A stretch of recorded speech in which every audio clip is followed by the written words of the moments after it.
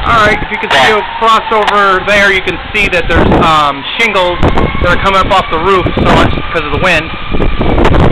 I'm going to come over here, and you can see the apartment complex across from us also that has shingles that are coming because of the wind is so strong today. These are what was told to be effects caused by Hurricane Ike that was down in the Gulf Coast all the way to Ohio. If you look, you can see the shingles off the roof up there. They're just flapping up there, you can see them.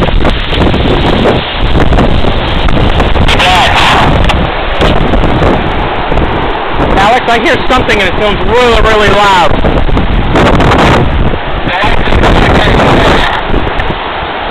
I don't know, I think it's an airplane, I can't tell.